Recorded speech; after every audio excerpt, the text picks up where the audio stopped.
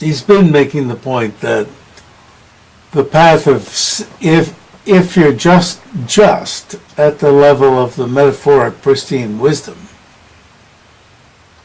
which is indeed very deep.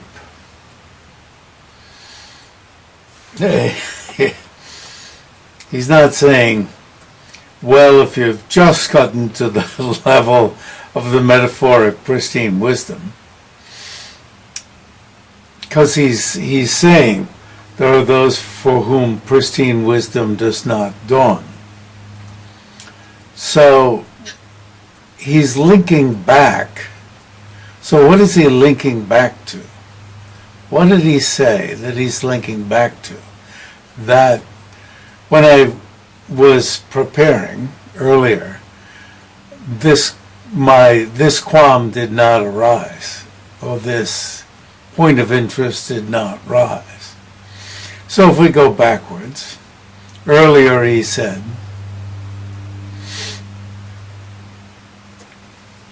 if we go back in the text, he said meditators who realize this sort of mode of abiding of the mind, the great seal or great completeness, do not realize it with inference. Whereas in Gelug, as Torba mentioned, there is a great deal of emphasis about realizing the mode of abiding of the mind with inference, and that this mode of abiding, emptiness, the mere absence of an inherent existence, that by cultivating it, that realization, which is indeed the mode of abiding of the mind and of other phenomena, by cultivating it, you will eventually end up with the path of seeing. So,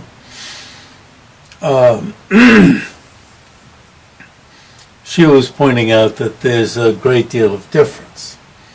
And I responded that I didn't say nevertheless, but I should have said nevertheless. In the Khetsun Sangpo used to emphasize that in the practice of breakthrough, one of the techniques is to study Nagarjuna's many reasonings for realizing, many types of reasonings as laid out in his treatise on the middle. In the 27 chapters.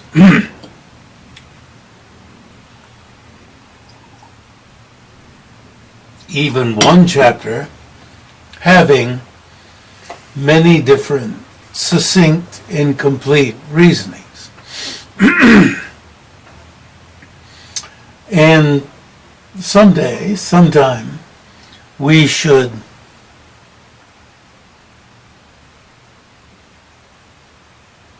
study one of those chapters. Especially because he tied that study into the practice of Gada teacher, Gada, pure from the first letter of the alphabet, pure from the letter A, pure from the letter Ga. So the Gada, pure from the letter Ga, teacher, take is hardness. Ch is cutting through, breaking through. So I translate that as breakthrough. But it's breaking through the hardness,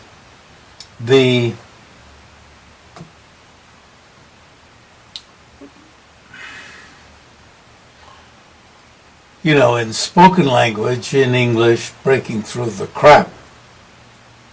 But the crap doesn't say it. Because take really means the hardness.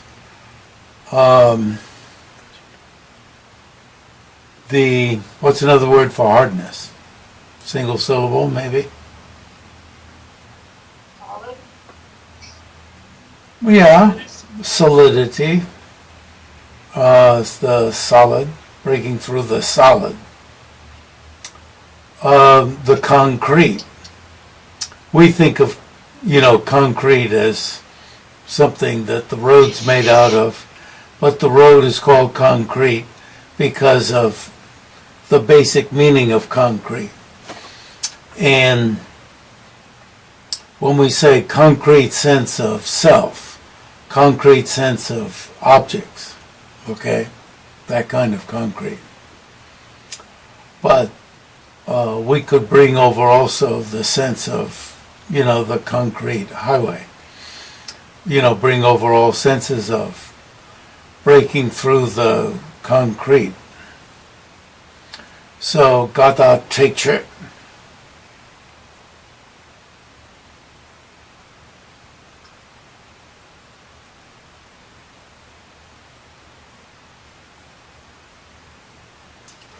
This chur is chano choda chur.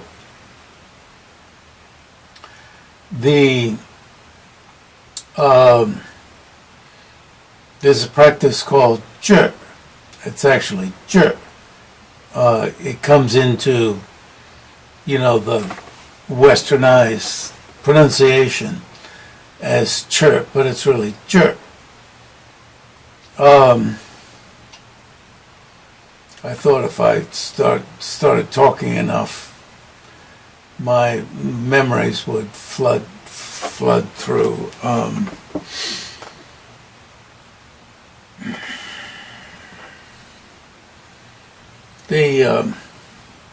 What is it? What is the translation of jerk?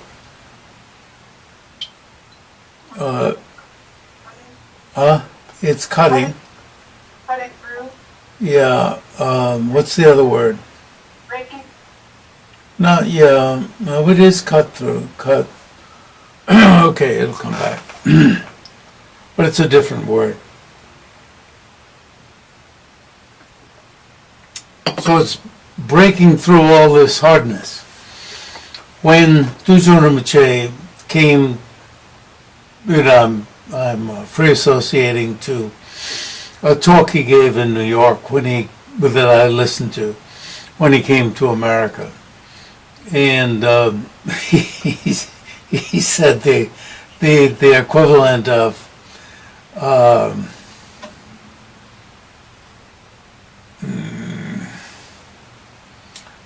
no problem, you poor pathetic people who are listening to me. That's he was talking about his audience. Probably in not small, but in an apartment. You see everything as so hard.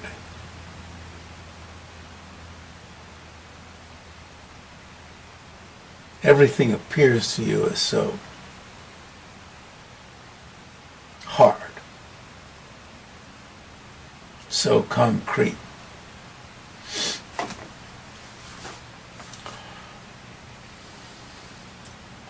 Got that picture. And if you're going to get over that,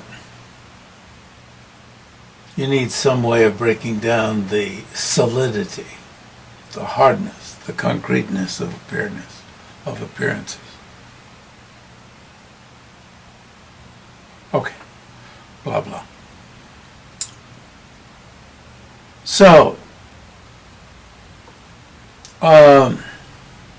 rather they directly realize it themselves, due to which, so I often emphasize that within Gelug, if you understand the meaning of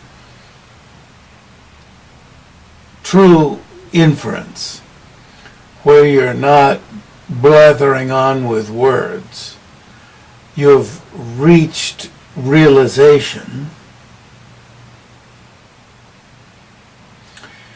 and you you have removed all superimpositions to the contrary.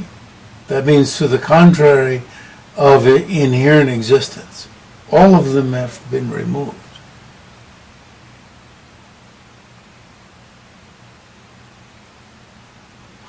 And you're realizing the absence of inherent existence. Even if that's inferential realization. As Genden Lotra said, you can walk through walls. So you see the hardness of the elements even is removed.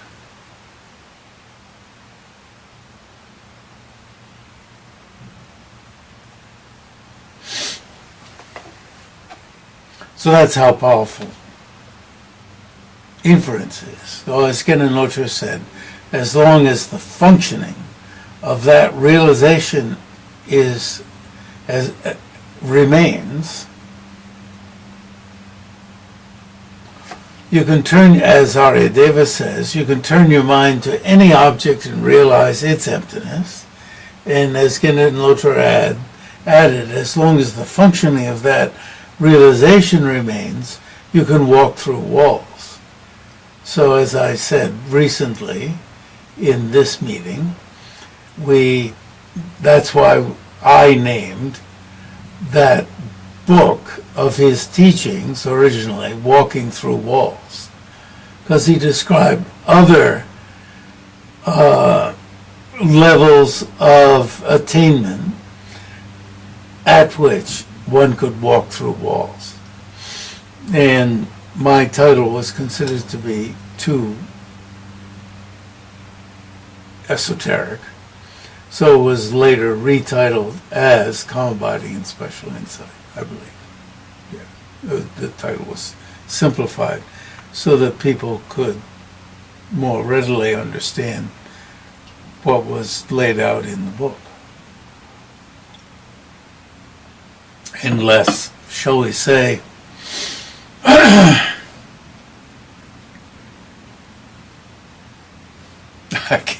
I can't choose a word. I don't want to say indirect because it's very direct. I don't want to say less poetic because it's not poetic. It was a very direct title. It's not just poetic, it's actual. So when you see Gomang, we're reading the Uma Institute is translating the text of the Gomang College. Gomang is many doors. One meaning of it is there are many doors of the teaching. Another is that there were so many scholars who realized emptiness that they could walk through walls. They had many doors.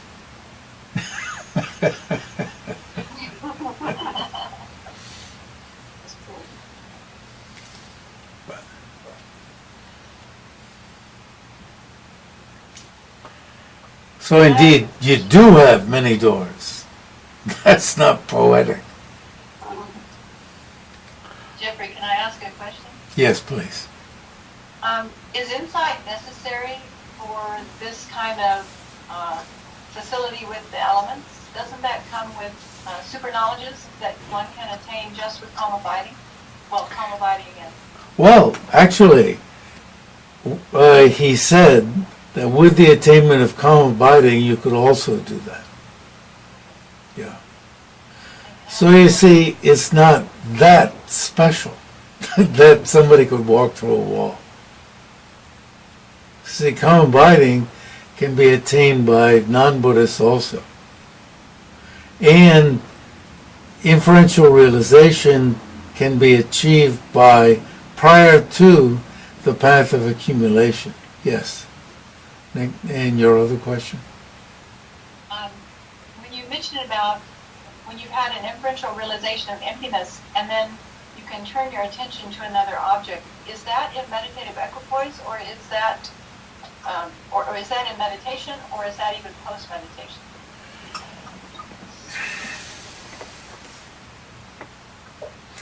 Well, what's said is as long as the functioning of that realization remains. Now, what kind of concentration would be needed to have that realization? You wouldn't have to have calm abiding. You would not have to have calm abiding. So, within the 9 levels, I'm not even, Semne Gu, I don't even remember my own translation of Ne. 9 placements or 9, whatever. What level would you have to have? I cannot remember.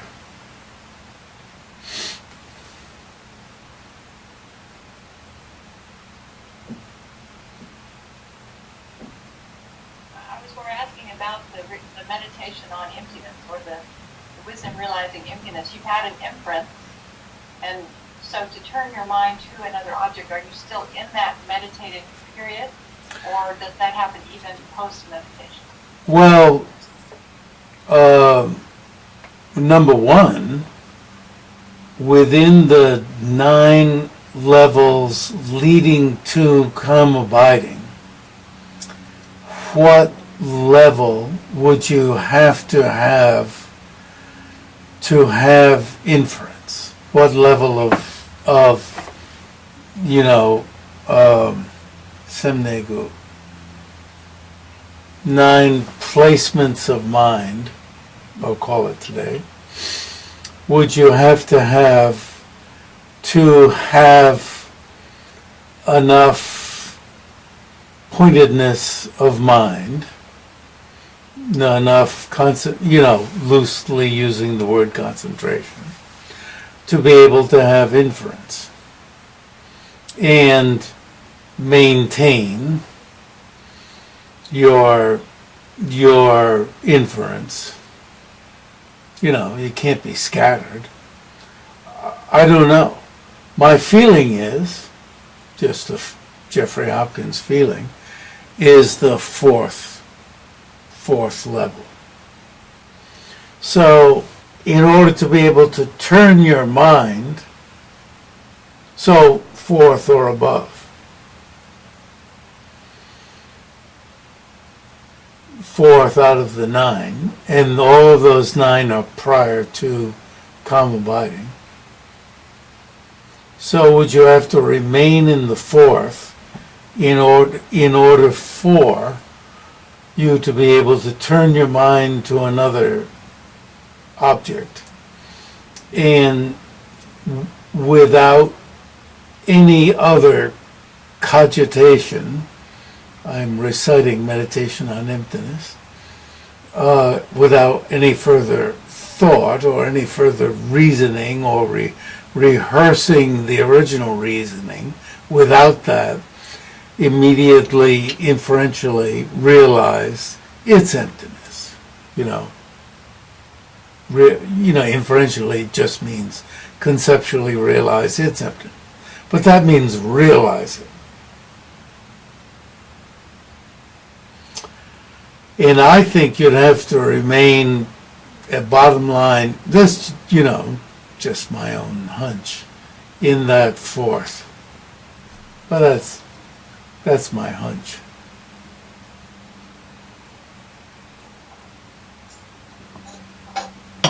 Just a hunch. Then this is not a path of preparation. Not.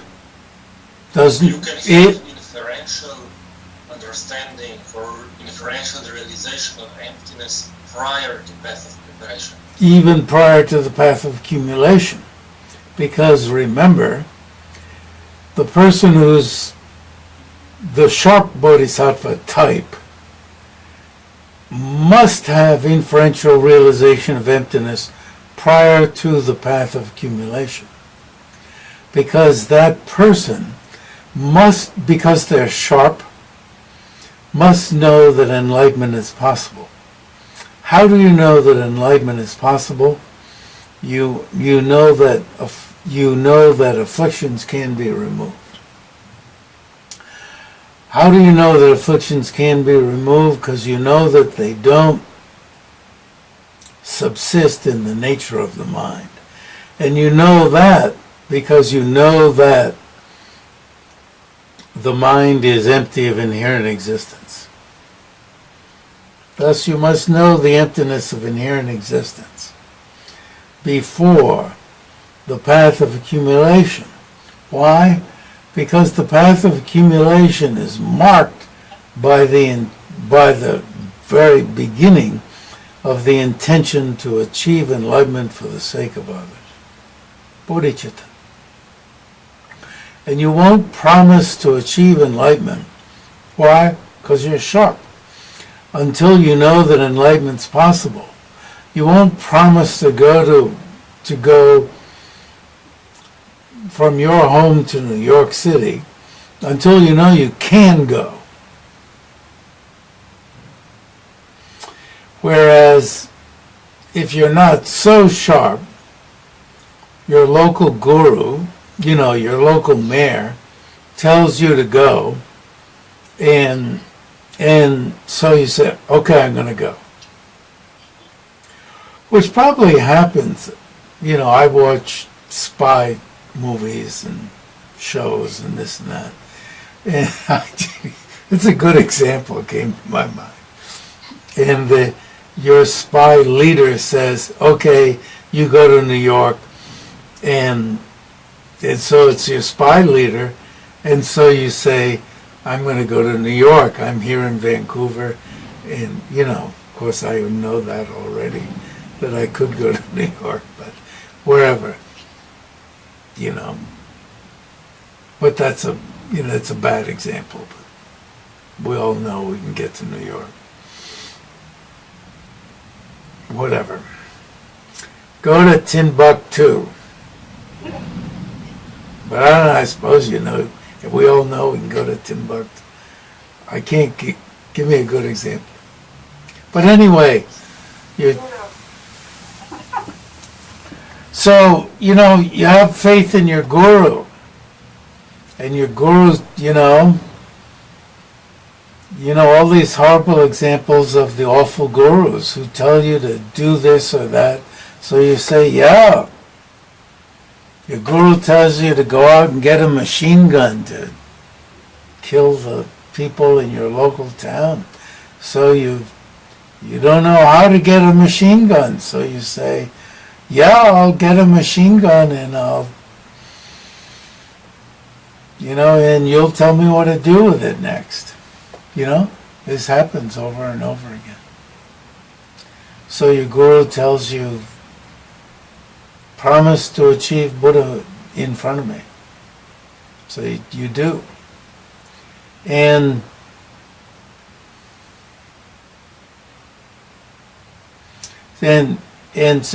Buddhahood, at Buddhahood you'll have the capacity to help everybody. And you say, oh, that sounds good.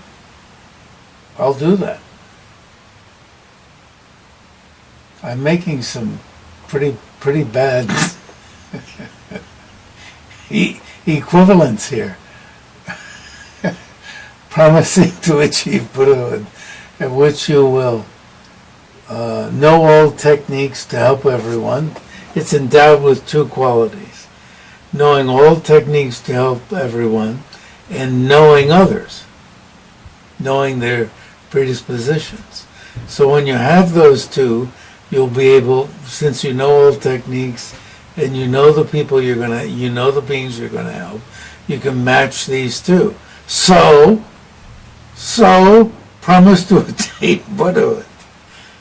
So now I'm making the false equivalent that this would be like promising to get a machine gun and then I'll tell you what to do with it.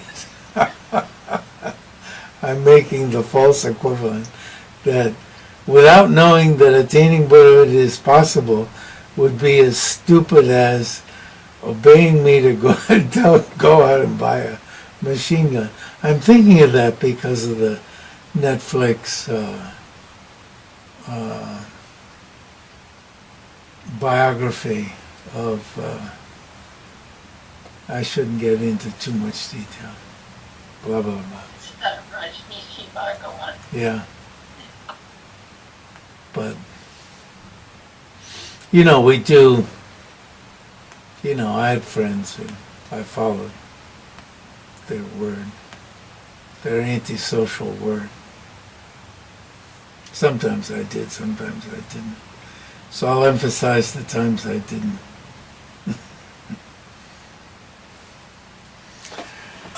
Yeah, but that's a false equivalent, I guess. And then I'll say, remember that between the sharp bodhisattva and the dull bodhisattva who's willing to follow the guru's word without knowing that attainment of Buddhahood is possible, I think there's a huge spectrum in between where we do investigate some to see if Buddhahood's possible, and to smear all of us who are in between with it, doing some stupid thing like being willing to go out and buy a machine gun, that'd be, that's a true false equivalent. And even the dull bodhisattva, right? I mean, because Buddhahood, as it's described, is not some stupid thing like buying a machine gun and being ready to go out and kill people, because it's endowed with the two qualities of knowing all techniques to help others and knowing thoroughly the predispositions, interests, and so forth of others, so that you can match these two together.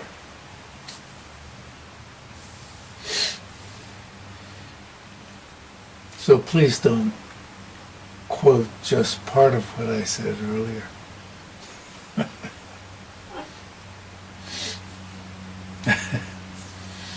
Okay. So, can I just yes, one please. So what is then the difference between the level or impact of realization, of inferential realization at, let's say, fourth level of Shine, or of the impact of inferential realization at the path of preparation? Because both yes, it's good. Yes. There must be some difference. Yes, that's very good. And also, for a low vehicle practitioner, as Nagarjuna says, and Chandrakirti says, and Sangpo emphasizes, the low vehicle practitioners, as described in the Consequence School, realize the very same emptiness. And they realize the emptiness of inherent existence with respect to all phenomena. And that means that the other middle way school people, the autonomous and the mind-only school and the Hinayana schools, have got it all wrong. And so Nagarjuna uses the scriptures of the low vehicle to show that in the scriptures of the low vehicle itself, this emptiness of all phenomena is taught. And he cites scriptures from the low vehicle that itself shows that hearers and solitary realizers realize the emptiness of all phenomena. So the practitioners of all three vehicles realize the same emptiness. So then, as one advances in terms of concentration and realizes calm abiding, the power of the mind increases, and when one reaches the path of preparation, what changes there is that over the path of accumulation, one learns to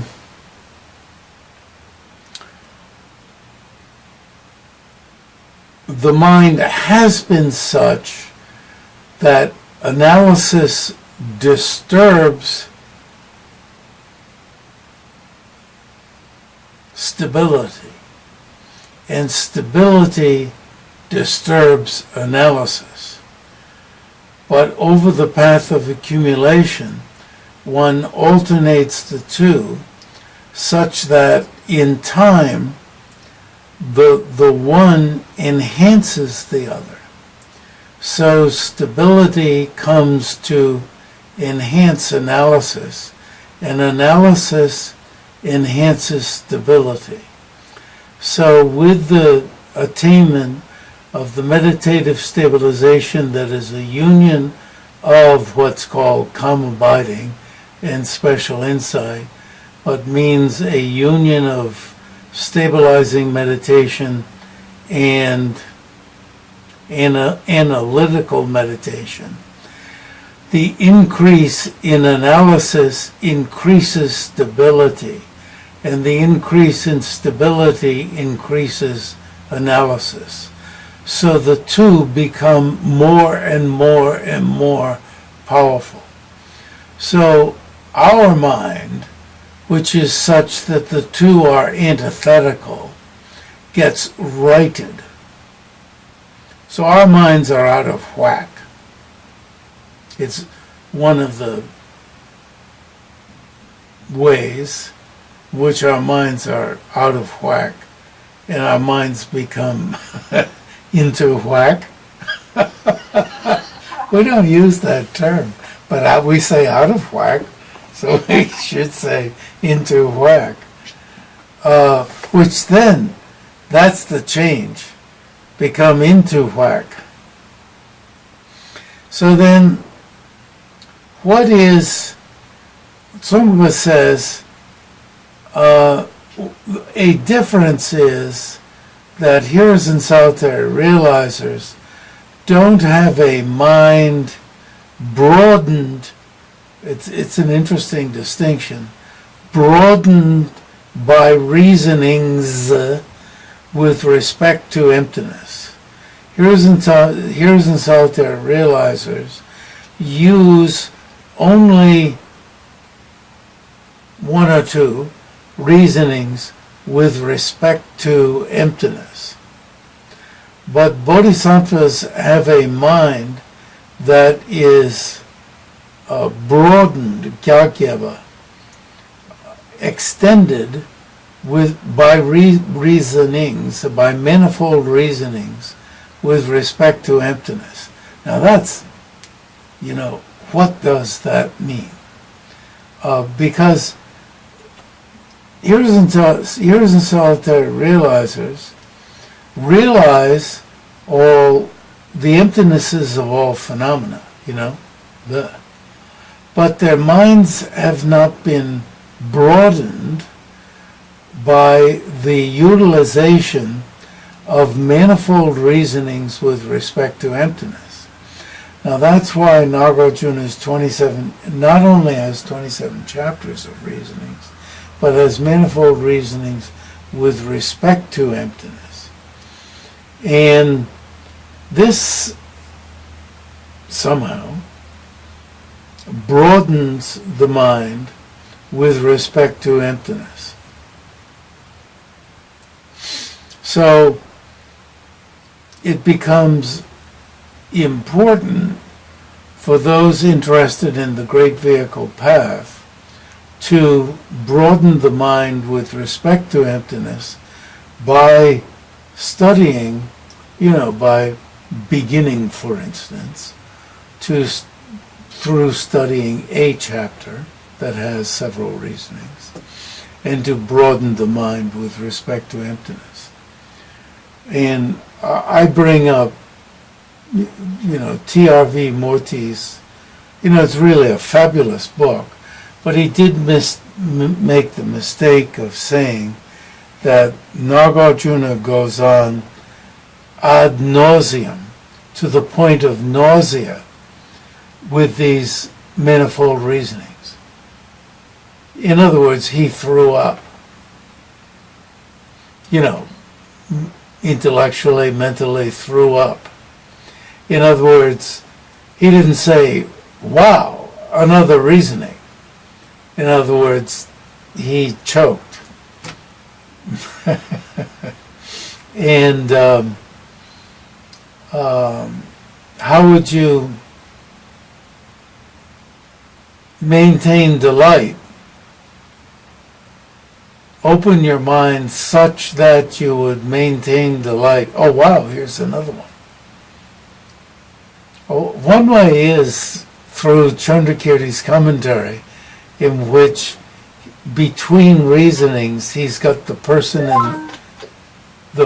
in the street who says, oh yeah, okay, you did that, you showed blah blah, but nevertheless, if somebody cut my ear off, I'd feel it.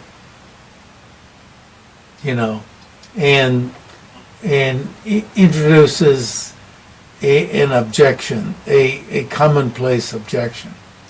And it's really neat.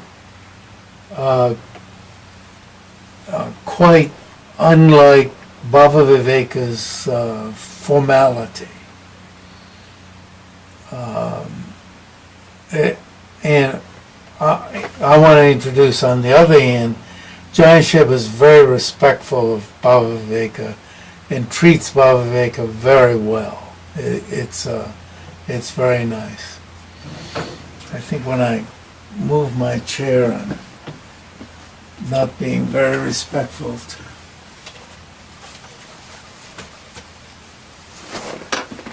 Right? Oh yeah.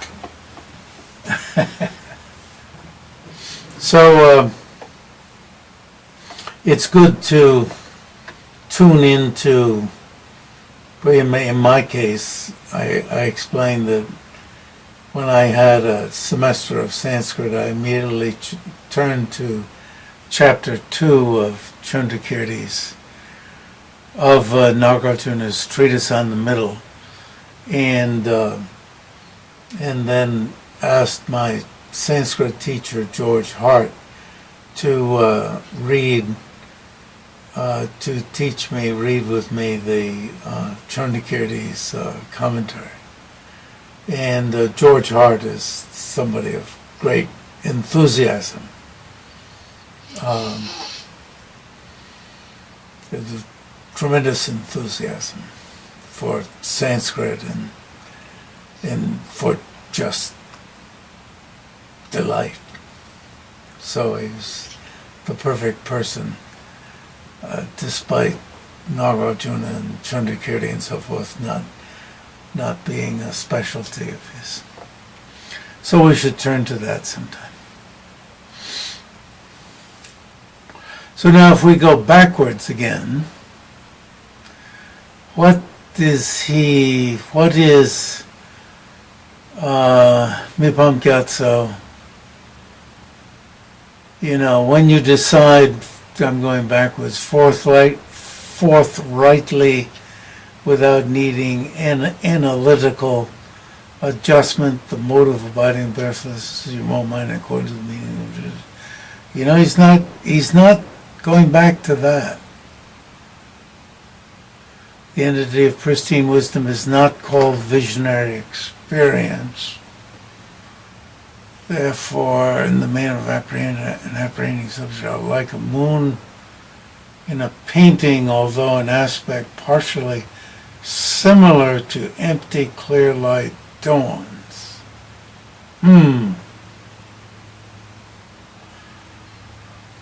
Maybe it comes out of there. Yeah.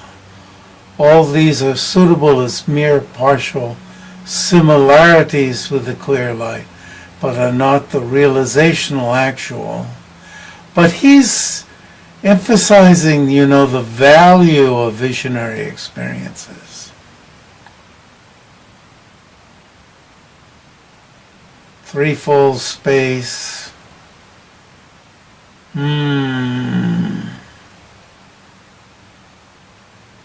I don't know. Maybe you'll find it when you go over it sometime.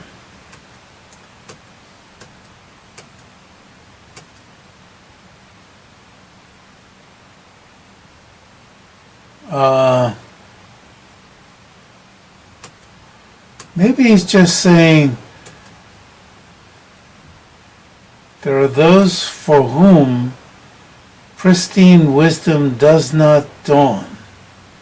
So there are those who don't get down to even the metaphoric, right? Who end up on a lower level of visionary experience and who seek for the meaning of the great completeness in consciousness, not in pristine wisdom, due to confusing the object of realization and the means of realization. The object of realization means what you're finally getting at. And the means of realization, and it's important to recognize that all of these means are helpful. We don't want to get into the head of putting down all of these means. We want to recognize the value of the means, but keep in mind what the object is, the aim, which is the great completeness itself, the intrinsic awareness. Due to the fact that mentality among the 8 collections of awareness,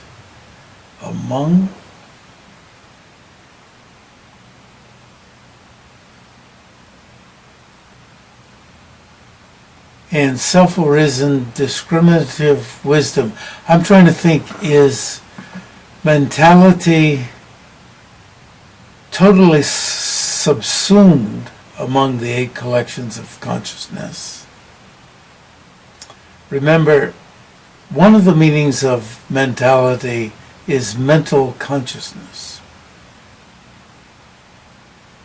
And self-arisen discriminative wisdom, that is, the self-projective prowess beyond the 8 collections, are similar. Okay. Oh, the fact that, what about saying the mentality that yes, he's talking about the mentality that is among the 8 collections of consciousness. That would suggest that there is mentality outside of the 8 collections of consciousness. Okay, well, are similar in having the character of discrimination. In other words, self-arisen discriminative wisdom is discriminating. It has the character of discrimination. And mentality, the mental consciousness, can be discriminative also. But don't confuse these two. The mental consciousness can be discriminative, and can figure out what the truth is, but it still is within the scope of mind. And what we're looking for is not something that's within the means of realization. We're looking for the intrinsic awareness that is indeed discriminative. I mean, because it's the final object of attainment. They propound, these people who are confused, that fundamental mind, which is what is taught by the great completeness, is a subtle, and the word really isn't mind here, it's mentality. What does mentality mean? And then I'm putting in brackets mental consciousness, is a subtle mental consciousness, subtle mentality. I changed, it's yi tra, which means a subtle mentality means subtle mental consciousness. Like in Gelu, whether in Geluk we speak of the fundamental innate mind of clear light, that is a subtle mental consciousness. Or if we're talking about among the four subtler minds, the first of those four is the moonlight, which is, yes, the vivid white appearance. This is the one that usually Mipam Gyatsho talks about. And of course the fourth one. He usually doesn't talk about the second and the third. Second would be easy to talk about, the red or orange increase of appearance. A little bit more difficult, a little bit more uncomfortable to talk about the black near attainment. But if we're going to talk about the first and the fourth, we have to understand that all four are being talked about. In Geluk, all four are subtle mental consciousnesses. The fourth is called extremely subtle. And they're all mental consciousnesses, and they're all impermanent, and they're all, therefore, compounded. When you reach the point where you don't devolve and the first three reappear and only the extremely subtle fundamental innate mind of clear light goes on, its continuum will go on forever. But it's a continuum. It won't devolve. It goes on forever. And in Geluk, that's not a problem. It just goes on forever. It's impermanent. It's compounded. As Giant Shiva says, it's compounded, but that's not a problem. It's not a true suffering.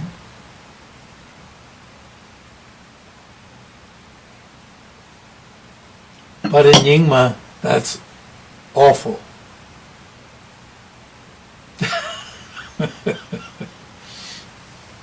Compounded, awful. Bad. Okay. But that's something to think about. That in Geluk, that it's compounded, doesn't make it like this, changing and turning bad. it is changing, it's compounded, and it doesn't seem to be like this. It certainly isn't turning bad.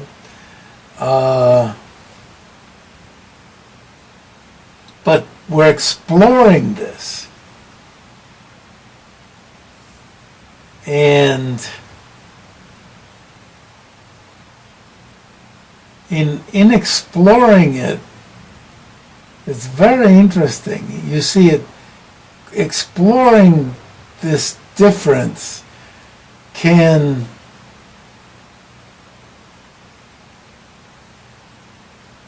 will something start appearing to your mind because you're exploring it? Or will you just or will it just be reduced to words for you? Do you follow? Will the meaning of the words start appearing to you? Because that's what you're exploring.